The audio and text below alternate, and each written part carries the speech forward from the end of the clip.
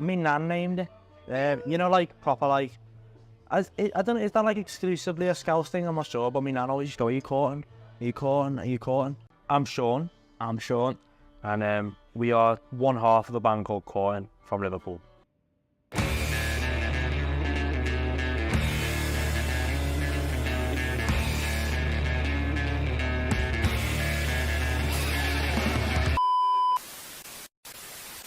I think we're a bit hard to describe. Yeah. Maybe hard to define. With lyrics, I think if you keep writing songs, you'll find yourself returning to similar themes because, you know, say you write like 5 songs in 3 months, you're probably dealing with the same things in that time period. Not much is going to change realistically. So you're going to kind of write songs in a similar like key, a similar vein, and I guess the same word, the same ideas just keep slipping on. We all went to sixth form together. Yeah, and I think we have the world's most uninteresting origin story. Not really happened. It just kind of, I kind of made a joke of saying the other day, this is like an accident. Yeah, Like, we didn't really mean to do this. I was in a year above Sean in sixth form and school, and I was starting university, and like that week, and Sean said to me, he was like, "You play drums, don't you?" I went, "Yeah," and he went, "Do you want to come jam with us?" And I went, "Yeah," and then I went, and we were like, "Okay." Now we're a band. Yes. And that is literally the whole story. It's very boring, but that's That like crazy thing. no, we didn't like meet, like walking past each other on a train, Yeah. and like a person collapsed and they go, "Oh, we need a band," and we all Like- stood up and went, "I can play drums, can do it." Yeah, we met at like a really fancy London art school. Yeah, And it like my dorm room was across the hall Yeah. from Sean. and And one day I just knocked and said, "I just know you play drums." I think as well, if you're like 16, you just want to be in a band, or 17, whatever. yeah, And then, yeah, we don't know why we're here. I think a lot of people, maybe when they start bands when they're like 18 or whatever, they just kind of want a bit of like beer money. They want to like play a gig, Go out with their friends. And I think what we did is, even though we were quite young at the time, we just treat it like obnoxiously like a business.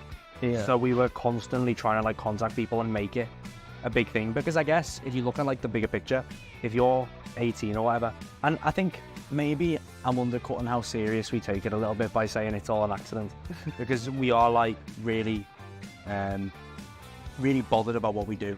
Even as kids, like you said, we'd finish the gig, get like 50 quid, and rather than like splitting that 4 ways on berries that night, we'd like put it away. Yeah. And we like, right, Time to next cover that. time we've got to do something. Like next practice or whatever, or like Baseball. next whatever, like the transport or whatever, like whatever we have to do next. That money was for that. You're thinking, how can we do this in a way that in 5 years this can like pay for us? How can this be our job? I think the only way to do that is, as well as the fun side of it, really visualize it like a business. I mean, that's what we did. We just took it really seriously. Not the fun aspects, but the serious aspects. Yeah. Until it worked, and we just kind of kept doing it. Yeah. If you want to treat someone as a hobby, you can treat it as a hobby. But if you know you want it to be your job, you just got to act like it's your job. You just got to take it. You've got to take it seriously, so other people will take you seriously, I guess. So that's what we did. Like, even like we were definitely, like at the time we were awful. But the game was, how seriously can we take this until people respect what we're doing? And I think people do now, so I think it's worked. Half the year we spend writing songs and we take it very seriously. We're very, like, we want to make something that we think is really good and whatever. And then the second part of the year is, let's see if we can play a gig in Spain. Let's see if we can play a gig wherever. Let's go to the beach. Let's have a laugh. I think it's like, that feels like the reward. Like, this isn't like a big business operation. Like, we drive ourselves everywhere. We take all the small wins we can. Yeah. And it's like, it's basically what Sean was saying. Like, we've got a European tour coming up, and it's like, if you want to, we'll take one aspect of it and be like, oh, you know, we've got it. It's, you know, it's as far away. We've got to drive ourselves. We've got to be up every day driving for hours and hours and blah blah blah. I've got to load in all the gear, pack away the gear, blah blah, do it myself. But then it's like, hang on, I'm going to France, Germany, Spain, Belgium. I'm going to all these countries. I'm not paying for it. Yeah. And I'm making money out of it. Yeah. And so I'm basically doing a lad's road trip, but being paid to do it. Yeah. And so it's like you really gotta like look at Keep yourself in check, innit? yeah. Because I think like some people are so quick to be like, we didn't get to play the Glastonbury Pyramid stage this year. What's the point? And it's like, yeah, but we've got a hot tub in Germany.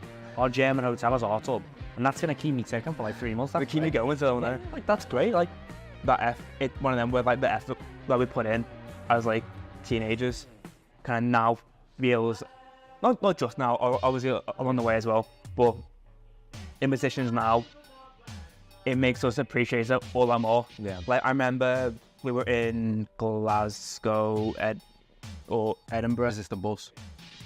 No, it was the sound tech who we because at the time in our car that we're touring in, there wasn't enough space, so I used to have to pack drums inside drums. So I'd take off the skin of my bass drum, put the floor tom in it, take off the skin of the floor tom, put my crack tom in it, like Russian doll all so it would fit.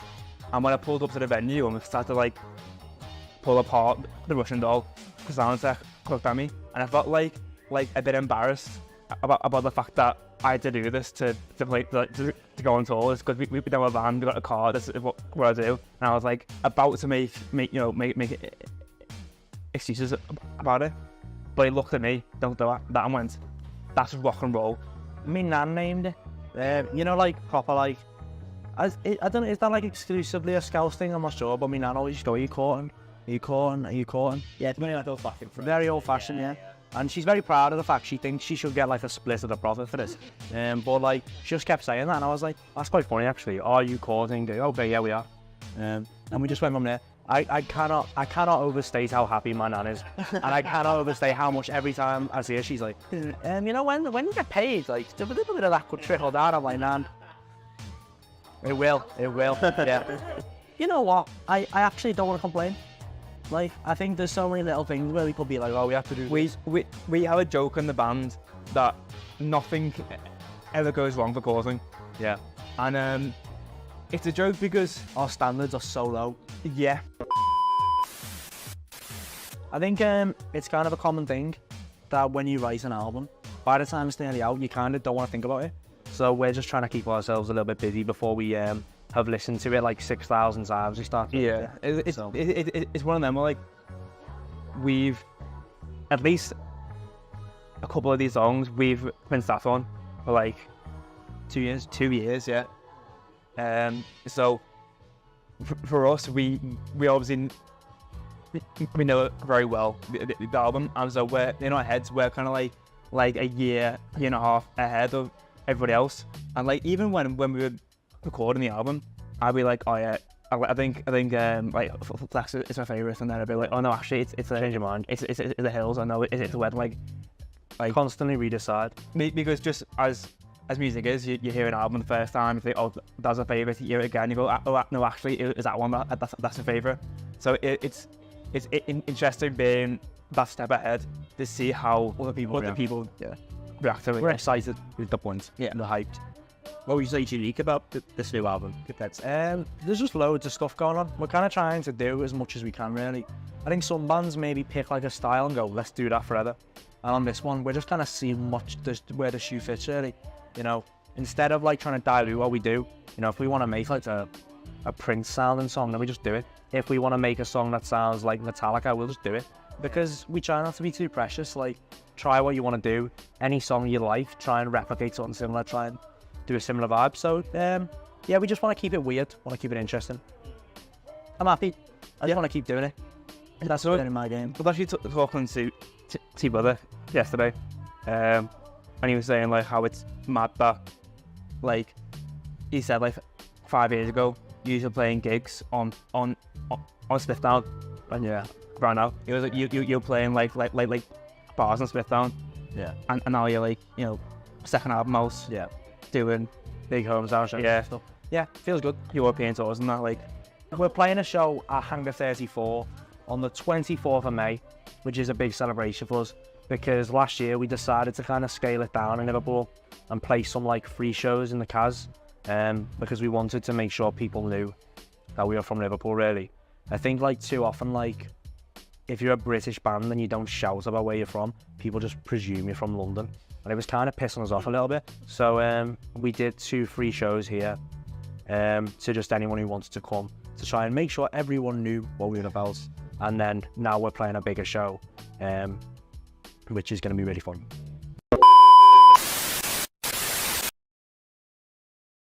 So we were having this moment where we were trying to like get the artwork ready for release, and no one was talking about the album. We were like, we need a knife license. We need a knife license quick. So we were like trying to contact like, or work out how we get a legal sword license. Don't know how that ended up,